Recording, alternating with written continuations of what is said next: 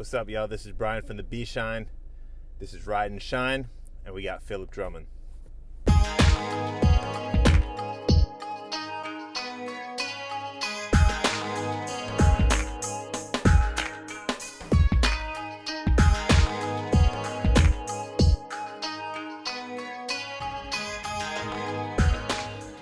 The first time that I heard of you or knew who you were, I think it was like the message board forums. Maybe it was rap music or something like that. Like I recognized the name. MCBattles.com rap music forum. That was the first time I recognized your name. And then music-wise, when I knew that you produced, was Lush One, and you did a EP, Music for Dope Runs. Yeah. Oh, did the LP? The LP. Yeah. And I remember that, and that's the first time I associated your name with being like a producer. And then I started seeing that you had produced for you did that Verbal Homicide with Borat. Oh, yeah. Oh man, I forgot about that. I still have that. Verbal Homicide. So then I knew that you had produced for like a lot of these guys. Later on, I found out that you were instrumental in a lot of things. So for those people watching, this guy right here is responsible for a lot of, in the battle rap community, a lot of the most popular artists to get their foot in the scene.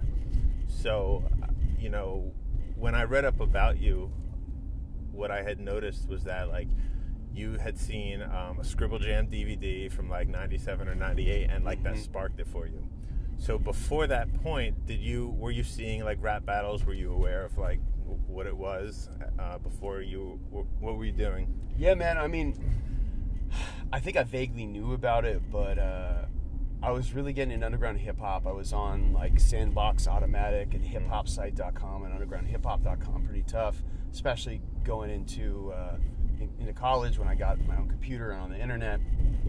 And I saw, aside from the records and CDs and that kind of thing, T-shirts, they had videos too, and I was like, oh, this is dope. I started collecting like VHS tapes back when that was a thing, and DVDs, and I saw the VHS tape of Scribble 2000, and I already knew about Sage Francis and Nonprofits because I had heard the DAT demo in Fat Beats in '99, I think, and it was like, what the fuck is this? I asked the dude, and it, who knows, it was probably some like luminary dude in hip-hop who I forget who it is right now, but he was playing it on the DAT machine. It was from the DAT, and so I'd heard of Nonprofits and Sage Francis, and that song Bounce was the song he was playing.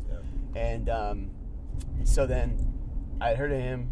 I think I copped the 12-inch and then saw that VHS, and it kind of concurrently or around that time I'd been to my first b-boy and rap battle in Tracy, California, where Awkward's battled Joe Cutter, who was KO Device at the time. I think even battled Awkward's. Wow. Mike the Most Confident, XI, who people will know. XI and Joe Cutter, or KO Device at the time, were all part of a crew called Thunder Hut. It's from San Jose, Santa Cruz, South Bay of the Bay Area, San Francisco Bay Area crew, and they were in Thunder Hut together. They even performed. So that was kind of about the same time in '99. I just moved to California, and my homegirl was like, yo, there's this b-boy, b-girl battle going down, and there was a rap battle too. So that was like my first in-person rap battle that would have been maybe outside of like a street cypher battle. What town did you live in when you moved to California? So I went to UC Santa Barbara. So I was in Santa Barbara, but technically Isla Vista, which is the party town or city. It's like comprised of 20,000 students living on the beach, like literally over bluffs, over cliffs that are over waves splashing with palm trees, and like the most fucking insane house parties. Like it's Mardi Gras every Thursday, Friday, Saturday night. So my cousin went to Santa Barbara, and dude, it's beautiful. Like it's gorgeous. Like you're like, this is a vacation. Insane. Yeah, people go there to like chill and relax, but there's all these young people living in such a small. It's all students. Right. Like for streets after street after street, houses just totally occupied by like a square mile of students, and so you can imagine. I mean, it's not uncommon for there to be a party on like a Wednesday or even a Tuesday or Monday. I mean, somewhere, this is like any university, but like somewhere in Isla Vista, the town of Isla Vista, which is which is where the university is located, and Santa Barbara proper is probably like 7 or 8 miles. There's Goleta, which is the other town next to it, and there's students live there, but it was crazy. And I met a bunch of hip-hop heads from Los Angeles, some kids from the Bay, you know, a lot of Filipino like DJ cats that are just super dope. So I was really getting in the underground scene. Saw J5 my freshman year, and had been getting really into rap battles. And my boy at UC Santa Barbara, Marshall Higa, put me up on mcbattles.com, maybe sophomore year, or I can't remember, it was freshman year, I can't even remember. He was one of those DJ cats. He's a Japanese-American cat, turntablist, b-boy, super into hip-hop, and was like, yo, man, if you like rap battles, you should check this out. And then I was playing the 56K, 28, you know, K modem speed video clips and audio of like Pumpkinhead and Real Player, you know, all the low. Wow. And so I was also going back and forth between New York City, and in California, and visiting New York City and going to Fat Beats and going to all these underground hip hop shows, which I've been going to for years. When I was in high school, I was going to these crazy shows. Like I'd see Arsonists and, you know, Nonfiction live at the Bowery Ballroom, or like, you know, Cinco de Mayo KRS-One show back when KRS was, you know, we won't get into that, but when he was still cool. You know what I mean? So that was like when you met all the people at Santa Barbara, like those were some of your first Bay Area connections, right? Those are the first people. Yeah. So I had also been going to San Francisco and staying there. My dad lives in San Francisco, so I'd had some contact and was cognizant of like the future primitive and turntablism scene, and the Scratch Pickles, also from reading like magazines and underground stuff. But yeah, definitely meeting like young people from there and hip hop heads from there plugged me in even more and made me aware of stuff more so than just what I knew about the shows and the vinyl shops and the scene, even more so. And then so from what I understand, you know, were so mesmerized by a lot of these events, these battle rap competitions and all, you started putting your own on, right? Yeah, it started, that's right, but it started with like a hardcore documentation. Like how did the order go? All right, so I think the first battle I ever put on was an impromptu battle at a screening of the 97 Scribble Jam DVD that I put on. Because I started the hip hop club at UC Santa Barbara, and that would have been like 2002 or 2003. And Sam and Curvin, who Franco battled, I had people up on the mic to kick like a freestyle session. We'd watch the footage of Eminem at, you know, 97 battling Dose One and battling Juice. Yeah. And then I was like, all right, I know there's some freestyle heads and some battle heads in the audience. It was kind of a setup, man, on my part, where I was like, I was to get people to freestyle. I'm like, hey, why don't we have an impromptu battle, you know? Fuck it, why not? So there was that, and then my first organized battle, and I was, so my point is, I also had this video camera that I would borrow from the university. It was like a one chip, you know, whatever it was, like little mini DV camera. And so I started documenting the shit out of it, taking it with me on weekends, you know, to roll down to battles to San Diego or you know, Bakersfield, or all these random cities or wherever it was popping. So I documented that, put that video up, then went down to Sunday service with Franco, where White Mike beat him. Crossover was putting on battles in San Diego. Awkwards was part of that scene, was a performer. KO Device battled in that. That's Joe Cutter. Yeah, so I was documenting all this, and then I documented that one with Franco, which is his breakout performance, where I met him, like, and this kid was just serving cats. We did it with the black sorority, Zeta Phi Beta, I think it was. Okay. And and so that really was my foray into starting to document and put on battles, and I was just doing it through the university, and then documenting the shit out of every single battle that we used to roll to. And I try to like recruit, you know, be like, yo, like Franco, you need to go to this battle, or like No Can Do, or, you know, XI or Bo Rat, you need to go to this battle. You'll serve these motherfuckers, right? Because that was the general idea. Was I felt that I knew folks who were really dope, who weren't getting shine, who could serve people that were like doing really mediocre or like mid-level, as opposed to like higher level stuff. And I wanted to, you know, when you see whackness as someone who loves the culture, and you know, I guess if you know someone, you're biased too, but I wanted to put on people I thought were really dope, and that was the MO for, multiple years. I think I was like a de facto manager / A&R, but not with the intent of like making money, with the intent of like trying to elevate the culture and put people on that I thought were dope. Right. So some of the names that you kind of pushed in different directions. Yeah. Immaculate. Yep. Right. Thesaurus. No yeah. Can Do. Yep. Franco. Lush One. Yeah. Flow. I got Flow, flown to Australia. We toured Australia with No Can Do, just based on battles, man. I was like, they're like, man, we need a competitor. I was like, well, Flow battle. You didn't give a fuck. Yeah. And I was like, you want No Can Do? He lives down the street from me, man. I'm sure fly him out, pay him, and we ended up. I was No Can Do's tour DJ in Australia in 2010. Yeah. he's like, your scratching isn't as whack as it used to be. Well, a lot of times you were spending your own money to get them places, just so they would have those opportunities, right? It was fronting the money. Okay. I most of the time I got paid back. I think I was. That would have been, especially when I graduated from college and had a part-time job and had a little extra cash, and I knew people didn't have it. So I was like, look, this is an investment I think is worth making.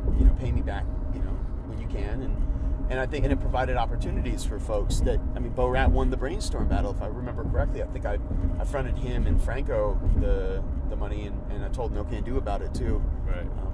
So you, when you were doing this for them, they were already really talented. Like you Super had seen talented. them. Yeah. It's not like you had anything to do with building their talent, but you. No, they were. Right. They didn't need me. They just need to be put in. They needed the venue or the opportunity.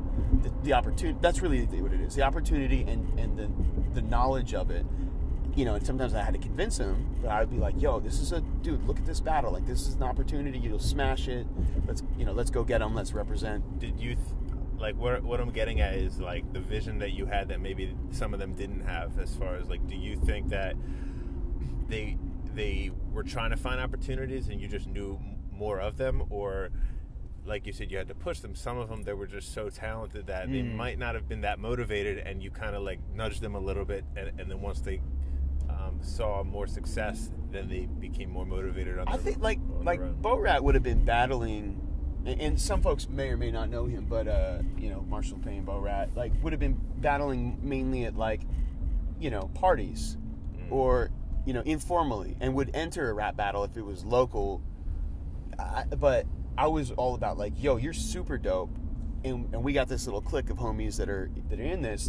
Let's roll, let's represent. We're going. I'm gonna drive you. We're going to San Diego. Come on, man, let's go. And Franco too, I think. Franco, same thing. Franco would battle anyone, anywhere. Franco continue rapping at you, even if you these people would slam him on the ground and you keep on rapping at him until but I think I had the. Was that? I remember a video I saw of Franco. He Capitol Hill. No, I'm not even talking about it. There was a home video of him with his mom, and he was just freestyling for 30 minutes with his mom and his sister. Yeah, he's battling his sister. Yeah. Yeah. So I don't think, and I could be mistaken, but I don't think that necessarily that he had that vision, or that Bo Rat had that vision or that agenda. And there may be people who did kind of have a little bit of the vision, but maybe not as much, or weren't as aware, or didn't know about certain battles. I feel like that was something that I could do. I'm very persistent, and I'm very stubborn in certain ways. And if I feel like someone needs to meet someone, or someone needs to be somewhere, I'm an aggressive connector, and will really persistently come on, let's go. This is really important. You don't know what you're gonna miss out on, right?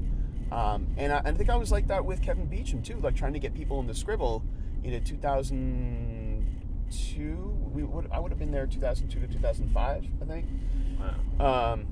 Where I would go every summer, and the first year I was sending out video clips, here's XI, here's Haruko Saki, here's Franco, here's Bo Rat, here's Immaculate. Please put them in the pre-selected 32 or 16, they deserve it. And if not, put them in the prelims to give them a spot in the prelims. I remember sending footage for all those folks, and same thing with with Harry from Jump Off. Not Jump Off. Was it Jump Off? Is it World yeah. Rap Championship? Yep. Yeah. Like I put most of those dudes. I put it in touch with Harry for better or for worse. I think from a launching off perspective and publicity perspective, I think it worked out well. I know there was some scandal that happened. No, that it helped though. Yeah. Like that's where I found out about a lot of people when I was starting to watch the World Rap Championship battles. They were dope. Like all of these dudes are just like incredible. Like the way they can freestyle, the way they can do multi-syllabic rhyming. Yeah. Like for a whole day, and it makes sense. And there's like double entendres, and they're just doing that for hours. It's like they're using 20% of their brain. Dude, and these were some of the most savage freestylers, multi-syllabic freestylers, that whole Fresh Coast, before, Lush One gave that label and cohesion to it, like that, there was the pre-Fresh Coast, and what I saw in the Cali and West Coast scene, especially Northern California scene, and LA too, the multi-syllabic thing that came together, as a result of Franco and the Saurus and No Can Do and Bo Rat and D-Lore and other people kind of got on it too when they saw it happening, but people weren't doing like the next level freestyling that was happening that those guys had, and the Awkward's really important part of that too, like this multi-syllabic structure and like incredible top world-class level to freestyle. I saw that and I was like, yo, you can beat anyone. Like you folks are doper than the people who are winning for the most part, or could hang with them at the very least, Because you had early on when they started filming documented rap battles, like you're talking about the Sage Francis one, the Boston stuff, like Esoteric was battling, and Breeze Ever Flowing. Yep. And all those guys, Pumpkinhead, Hack FM, Diabolic, Immortal Technique, everybody. And Awkward's was there as a 17-year-old or 16-year-old or whatever he was, battling, like beat Immortal Technique. Idea was there too, but Awkward's and Idea must have been the youngest ones there. When I watched those, like, they're a lot more simple, like, and direct, and there's less syllable rhyming. But it's still good. It's still like extremely talented. Yeah. But then the next wave, like I think it was like the Scribble Jam kind of wave of like freestylers just came with that like every line had like 4 or 5. Yeah. Or at minimum 3. Yep. 3 to 5 syllables at the end of every line. That's right. Would rhyme, and that was like the wave of when the WRCs were out, Scribble Jam, and I think that the Fresh Coast battlers, in fact, I almost would say I know, influenced that and made that a new standard. Yeah. Like it's like kind of in the parallel, the beat battle world, where I saw it happening, and it probably happened in parallel ways in other pockets and other scenes. The beats would take on, like, you're not just playing one beat for a minute. You're playing a beat with 2 or 3 switch ups, change ups. And so it's another level of complexity and development in the culture and in the scene. And so I saw that happening with Franco with his crazy freestyle ability, and different rappers pushing each other. Like No Can Do had the capacity to do that too, and I think Awkward's was, and then they're synthesizing something new together. It's like as that whole, that gestalt, and the cross influence and the competition. Immaculate as well, the Saurus as well, all feeding into that. Yeah, so you like Xi too. I mean Xi as well, Joe Cutter. Because I try to think about New York freestylers. There's so many good ones, but that style, that multi-syllabic style, it's a West Coast definitely thing. Came from the West Coast. The Freestyle Fellowship, like I think Lush would definitely, that's what Lush was talking about. He got the Fresh Coast thing from, and then also the style, and they were like, from my understanding is, like, as opposed to a New York freestyle, like Freestyle Fellowship invented freestyling as we know it, like off the top. And that flow, the double time flow, the Bone Thugs kind of flow, and the multi-syllabics, that was an underground LA/Bay thing. To me, what I could tell. And that certainly, you saw cross-pollination and influence from the East Coast to the West Coast in terms of like the flippity-dibbity and multi-syllabic New York rhymers, like whether it was Lord Finesse or Big L or, OC, or even Jay-Z or Nas, right? 93, 92, and then Far Side and Freestyle Fellowship and that. But I certainly think that was a trademark of our battle scene, of the Fresh Coast and of the West Coast battles. But to be able to, I mean, Big L and Jay-Z could do multi-syllabic writing, right? But to be able to do that, freestyling, off the head freestyle, it's a whole new thing. And I think Juice so much. I think Juice maybe laid a blueprint for that. Like he was perhaps I don't know about maybe Supernat too, and he was part of that West Coast scene. But Juice was like so consistently doing simple multis that were perfectly rhyming and sounded like they were written but weren't. Yeah. And he influenced, as far as I know, that's Awkward's biggest influence, favorite freestyler of all time, or was, and so clearly he was influenced by that. But yeah, man, I mean, that was like the blueprint perhaps. But then you had cats, I don't know, Franco probably knew about Juice, but yeah. When I listen to older battles, like from those names you're talking about, Immortal Technique and Apathy battling, it's almost like going back to playing like 8-bit Nintendo. Straight up. As opposed to like 16-bit or Super Nintendo. It's still 64. Good, but you can tell how old it is. Yeah, it dates itself. It's not, I don't want to say it's not timeless because there's some super dope battles, but it is, right? And like Jin, And now it's hard now because you listen to the battles, like the written battles now. And it's such a different thing. Completely different ball game and beast. Yeah, it's just incredible. So it's really nice to see, like, I don't know what your opinion is, to see some of these guys like take it to where they did, because when I see like No Can Do or Thesaurus, Ilmac, like some of the best freestylers, some of them, I mean, Ilmac's music is like, I love his music. It's really good. And all those guys took this stuff like way beyond where I ever thought it would go. Yeah. I just knew if they had the platform, if people saw them, and if they were in the right place, if they could like just have that opportunity to battle and to shine, that they would, because they were so dope. And so I was just going to try to do whatever I could to try to facilitate that and enable it. And that's the truth, not only for freestyle battle rappers, but like beat makers, DJs, artists. Like I've always been about that kind of like putting people on if they're dope. Like, and I don't even have to like the person. Like, it could be a dick, and I'll show respect for the skills if I can, and I'd rather someone who's dope be put on than someone who's mediocre. Right. I would even go far as to say that the motivation or the ways that you've pushed some of these people led them to a place where they could motivate themselves, because if they didn't have certain outlets early on, they might have just like forgot about it or just did some other shit. So I would feel like you gave them at least that launching pad, and then it was up to them to take it as far as they want to take it. And I think some of them did, where they might not have if you weren't there.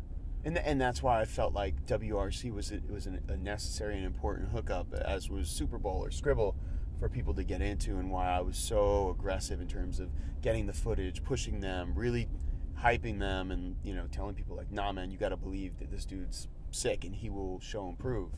Yeah, and then you have the video and the internet like exposing people, and like that elevating the art form by emulating and seeing that. I mean, the Australians caught on quick with the multisyllabic stuff. I'm sure the Flip Top kids probably were watching that too, and so was the folks in the UK at Don't Flop were seeing the Fresh Coast and seeing the Scribble Jam scene. Everyone was checking for Scribble Jam, bro. Like, you could bet your ass that we were all pre-ordering that or filming it. Like, Deuce Leader would show up with the camera, I'd show up with a camera.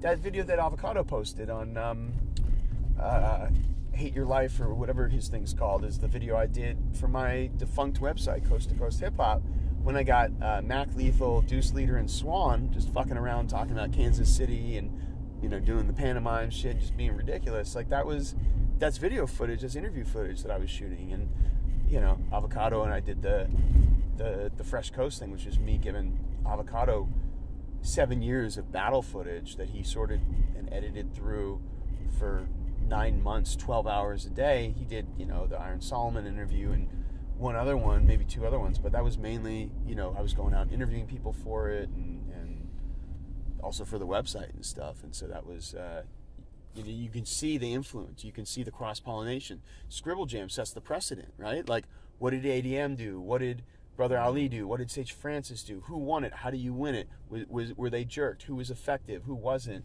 Like, was it okay? Like, holy shit! Like, Mac Lethal like made some kind of black joke about like Roseanne Barr dipped in tar. Can you say that?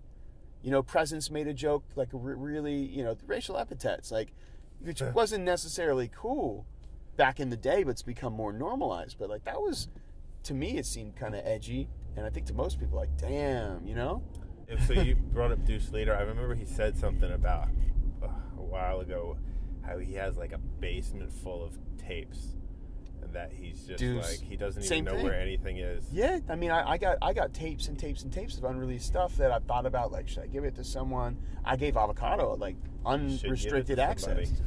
Unless I sent it back to him, I have Immaculate's VHS of Hip Hop Tonight with him and Braille battling, and like his first battle on VHS.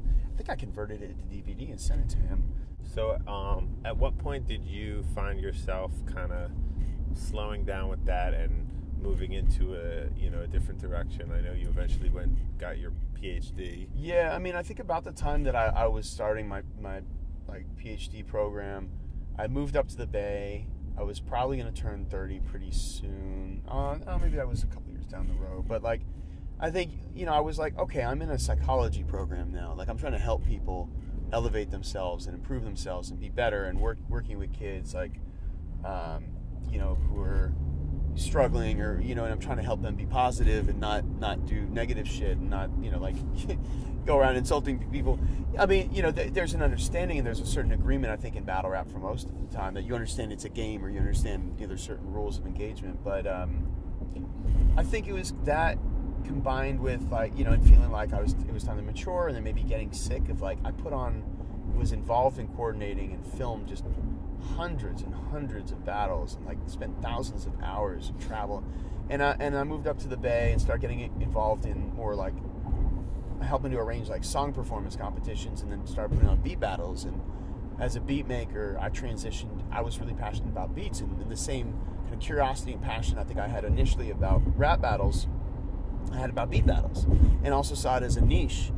And and I wasn't going to make rap battle organization and documentation my career. I felt like I'd run that, and I was sick of people, the usual like trading of epithets and insults, and calling each other a faggot or whatever they're calling each other. So it was a combination of things, and maturing, and then also maybe looking for a different niche, and being a beathead and seeing a vacuum. There was no consistent beat battle going on, and hooking up artists and wanting to hook up producers with MCs. So I transitioned into that probably around 2004, 2005 maybe. And then did the 16 bars competition with the same kind of cast of characters: Thesaurus, Franco, Bo Rat, Immaculate, Slow Mo, some folks from the periphery. Flo, although Flo was hosting the battles a lot of the time. Transitioned into that. You went to school. You were doing these battles. You were turned into showcases then, and then you wanted to go to school for psychology. Yeah, I started school in 2004 in the Bay. I moved up to the Bay to go to grad school for psychology. What was your goal to study that? That was to help young people and to use hip hop as an effective, like, culturally responsive form of mental health and education, and empower young people, particularly in underserved communities. I had a lot of young men involved, in mind, and like boys who weren't receiving mental health or educational services that like they could relate to, and it was just seemed like, because there's a lot of stigma around mental health and therapy, right, and being vulnerable. But hip hop naturally is therapeutic, and it evolved that way out of necessity. And so I figured, why aren't we using this? You knew you wanted to help kids through hip hop. Oh yeah, I had already been doing that. Yeah. Nice. And so you graduated, or you got your PhD. Yep. And I did my dissertation was studying therapeutic hip hop activity groups, therapeutic rap groups, where kids are writing their own raps, and showed that how it was effective, and why. Nice. And then how soon after did you start a nonprofit? So technically, I didn't start the nonprofit. Durazo Bender started it. I was planning on working with this other nonprofit I studied for my my dissertation, but it just didn't work out. I was getting licensed. You know, there's a whole licensing process. Two tests you have to take. All these hours you got to do. You got to do a postdoc after you graduate, etc. So that was a long process and a lot of work involved. I was starting to integrate hip hop there, but then I was just working on the licensing stuff, and I reconnected with Durazo, who had been in one of my beat battles, and he was teaching kids beat making in middle schools, and he was kind of like feeling burnt out, and he'd been burned, and you know, it was just, I was like, let me come on and help you, and you know, I'm doing this too, independent of you. Came on. He eventually was like, man, I don't even want to do this. He'd come up with the name Today's Future Sound. So I kept it. I developed a logo for it. I pretty much built it from the ground up, minus, you know, he had basically passed down 2 gigs to me, but I just built things up and brought people in, everyone I knew from the battle scene that I could get to come in, especially beat battles, come in, DJs, you know, had some MCs come in, but it was mainly, you know, producers and beat making and DJing, and just built it from the ground up based on people I could recruit in the battle scene and that I knew in the community, and really pushed hard with that, and was like, you know, he bounced, and I was kind of like, oh man, this sucks. Like the second kind of major letdown in terms of like having a team or someone else. Like I've been rolling super hard solo for so long, doing my thing solo, both in the battle rap scene. I'm just hustling really hard, and then with the first nonprofit that didn't work out, and so I talked to my dad. You know, my dad was like, look, I know it sucks, but this is opportunity. This is yours. And so I was like, you're right. I'm gonna run through brick walls. I'm gonna make this shit happen. Let's go. You know. So what is for someone not familiar, how would you describe what Today's Future Sound is and does? So Today's Future Sound is a nonprofit organization based in Oakland, California, but that teaches on national and international levels in elementary, middle, high schools, juvenile detention centers, community settings. Like we teach people beats on the streets of Oakland. Like we've done that before. Just straight up, we'll have firemen come over, little kids, homeless people. We'll make beats with them, you know, just to serve the community and to educate people about beat making, and you know, use it as a mental health and educational intervention in those settings, a way to empower young people as artists, to have them learn about art and music, and learn about themselves, and give them skill sets and positive experiences, keep them off the streets, keep them out of trouble, you know, give them. Our informal slogan is, I wish I had this when I was a kid. That's why we made the t-shirt design and the sticker design and all that, you know? Yeah, so the most prominent thing that I've seen you do is teaching kids how to use the drum machine. Yeah, so we're teaching them on MIDI controllers, both programming drums, but also chopping samples and programming their own melodies, and not only having them make beats and giving it to them, we're putting out beat tapes and with album art and giving the kids copies of it and putting it for free download, you know, on the website and on Bandcamp and on SoundCloud, and getting them their first placements in videos. We did, you know, a lot of collaboration with my homie who's in Peru, and you know, it started with him jacking a beat of mine in Decaps, and it led to a really dope collaboration. He had this super dope BMX biker. He had seen it in this breakdancing video on Yak Films, and then that led to a 3-year collaboration where we were sending like our 9-year-olds, you know, beats they made in class to be placed in these really dope like breakdancing videos or other videos. And so it's really about, you know, showing kids like what's possible, like what they're not teaching you in school. You know, they don't teach you can be a videographer. They don't teach you about making beats. They don't teach you about being an entrepreneur or being an artist and like the culture of hip hop and the history. I feel like the average person wouldn't see learning the drum machine and making beats as more than just that. Yeah. Well, that's part of the mission. I'm sorry to cut you off, but like that's part of what I do as well. Is I go into schools, like predominantly white middle class schools, you know, in Australia even, right, or around the world.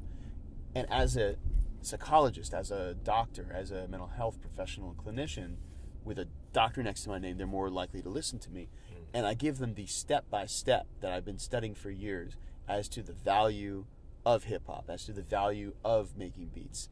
And I've broken it down. I'm literally writing a journal article and present on this at educational conferences, just presented this past weekend at the Hip Hop Education Conference, which is a real movement, hashtag hip hop ed, hip hop psychology, mental health practitioners, and talk to them about trauma and how it's helpful to process trauma to make beats. And people who are hip hop heads and practitioners of hip hop, MCs, beat makers, DJs, b-boys, graffiti writers know this intuitively.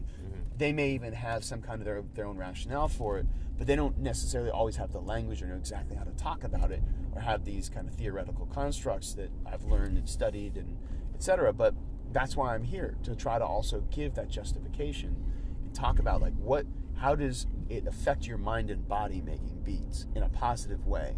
How does it help a young person process trauma, develop relationships with positive role models, to have a different like life pathway instead of, you know, maybe getting caught up in some bad stuff, like do something productive and empower themselves and have a career with it, right? Yeah, it's pretty amazing. What percentage of like people in schools do you think actually like get it or start believing what you're doing? Probably 25%, but maybe more. It depends where you are. If you're in the Bay, no, it's not bad. I mean, look, we're the hip hop generation, and we're becoming teachers, we're becoming doctors, we're becoming lawyers, we're becoming educators, administrators. Like our generation grew up with '90s hip hop and the golden age of hip hop, and we're professionals now.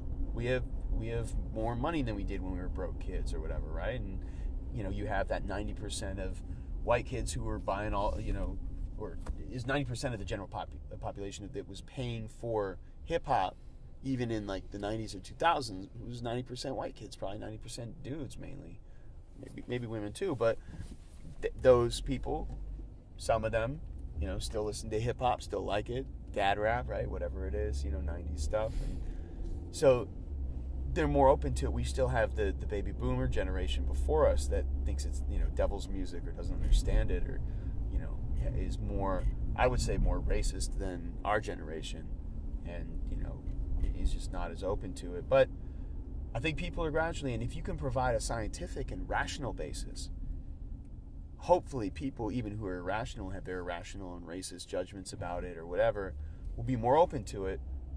And I'm coming as a doctor saying, look, I'd be like, dude, look, I've taught 12,000 kids across 5 continents in pretty much almost any setting you can think of in the past 2 years. Like, I've taught a lot of kids, and I can tell you anecdotally, but based on that many youth I've worked with, it's highly, highly influential. It's highly effective in terms of engaging youth. And why wouldn't it be? I mean, I've taught kids that like hate hip hop. They want to listen to the heavy metal. You know, I taught a girl in a hospital in Australia that was a metalhead, and she's like, oh, I like making beats. Let's make some metal beats. Like, okay, let's use a, you know, virtual guitar, whatever. And they end up liking making beats, and you know, go figure, because it's technology. It's making something, lights up, it makes sound, and who the hell doesn't want to hit a button and make sound and make their own music and take pride in some kind of, you know, something like that. So like I'm very confident. I can teach almost anyone of any age level, you know, level of intelligence or skill or whatever it is, to how to make beats, because I do that all the time. We've developed a system, and I think it's important for people, even if you don't plan to use it in your life or ever do it again. It's like any kind of experience like that, where if you can try building a house once and see that you can do it or understand it, you know, you have that experience under your belt, and something you can use going forward just as a point of reference for doing something new, and especially being creative and finding your own creative voice and expression, and understanding that you can create something. You take pride in that. It's a new experience. I think that's important. Yeah, that's really cool. So you have some equipment here. You want to show us some of the things that you've been doing? Yeah, I'll do a live beat set. I've been working, I switched over to Ableton a couple of years ago. I'm still working with FL Studio a bit, but... All right, so you have all your equipment here. Let us know what is the equipment and what you plan on showing us. Yeah, so this is the Ableton Push 2. It's a MIDI controller designed specifically for Ableton Live, which is pretty much the #1 program for doing live beats. And I'm going to be triggering clips, beats that I made, audio clips, also chopped up samples, playing that live with effects, doing an all original beat set. And this is kind of what I do whether I'm performing live, whether it's for students or at beat battles or when I'm touring. performing live beat sets as a producer, I think it's important now for us to come to the forefront, and, rock, showcase our beats live, and kind of show it off. And this is what I do to get my production out there and to perform. Yeah, that's where I got the game at. You know what I'm saying? Coming out of New York, I always got out of New York, shit like that. Not to diss New York, I learned a lot, but I never knew the game. And when I went to Baltimore, I didn't learn the game. Nobody ever took the time to show me the game. Got to Oakland, that's when I learned the game. It was in me. Somebody just woke it up inside me. You know what I'm saying? Like and I just saw it. And I saw it in Oakland. I saw it thriving in Oakland. I just saw everybody being about the gas. The first time I saw all the niggas thinking about one thing, the game. The rules of the game. And that was never. I live there, so I give all my love to Oakland. If I'm going to claim somewhere, I'm going to claim Oakland.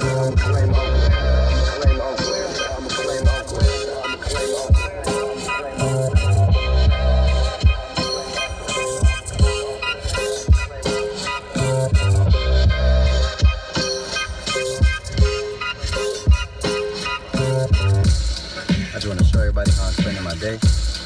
I'm out here eating crackers with my pet deer. His name Money. I want everybody to meet him.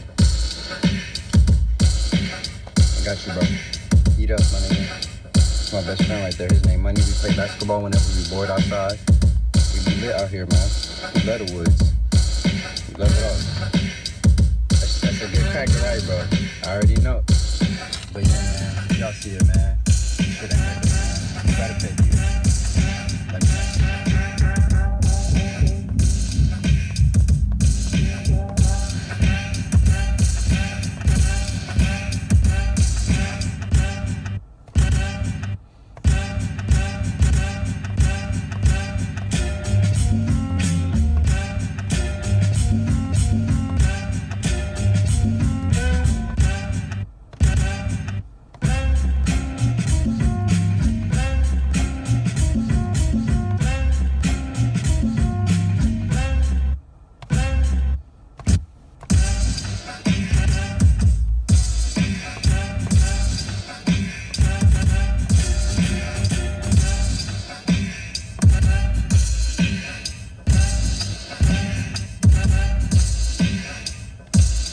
I just want to show everybody how I'm spending my day.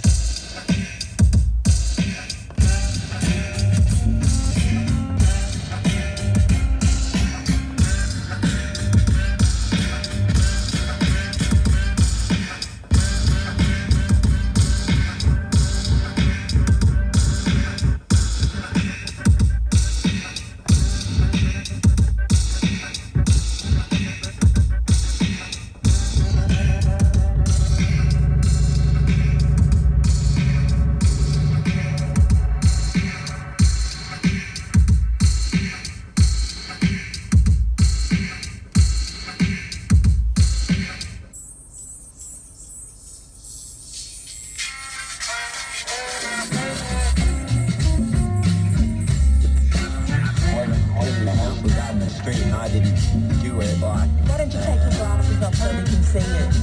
And then apologise to your neighbours for frightening them.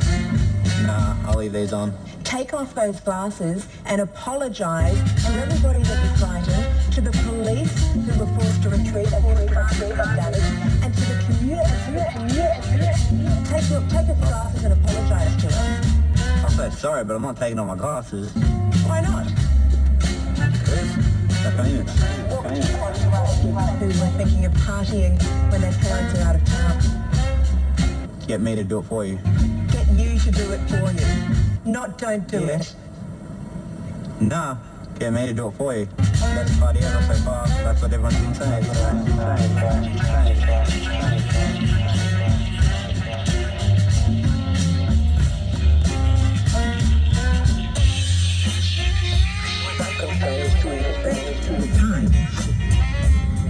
I think that is true of musicians. Time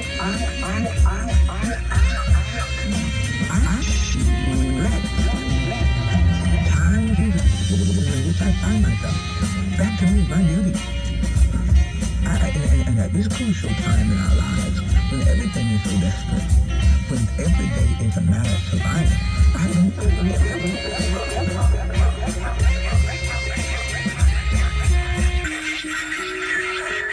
Coming out of New York, I always learned about flavor and different shit like that. Not to diss New York, I learned, but I never knew the game. I never learned the game.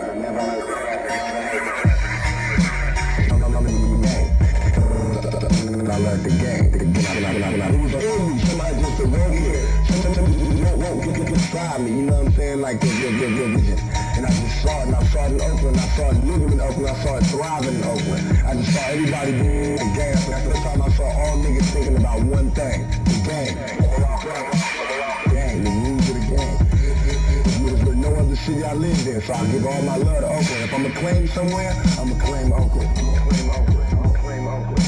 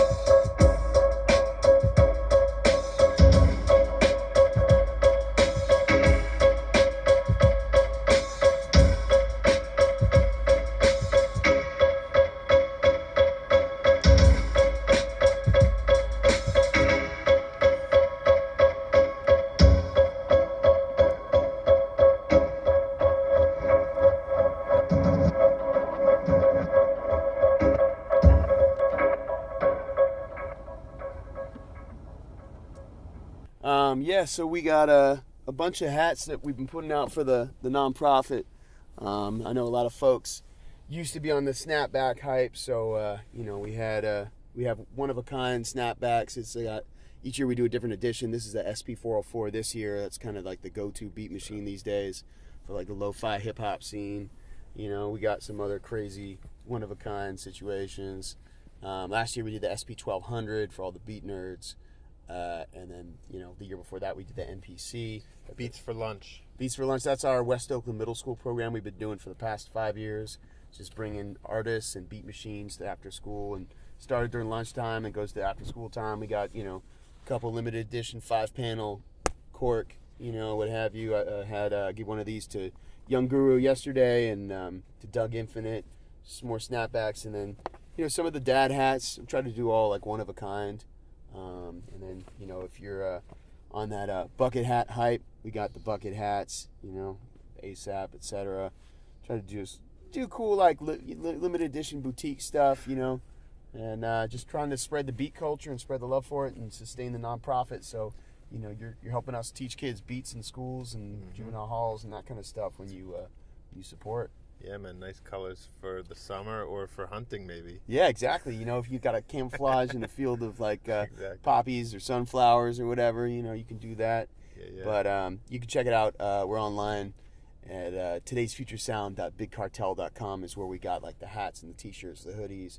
Today'sfuturesound.org, today'sfuturesound.bandcamp.com. We got tons and tons and tons of beat tapes, both from the kids. Got like 50 plus student beat tapes, and there's some dope beats on there. It's for free download. We also got the beat battle tapes from the beat battles we've been putting on, sample flip battles, and put all the flips on there. So check us out on there, and facebook.com/today'sfuturesound. We're at Today's Future Sound on Instagram, at TFS_beats on Twitter. Just check us out and support, spread the word.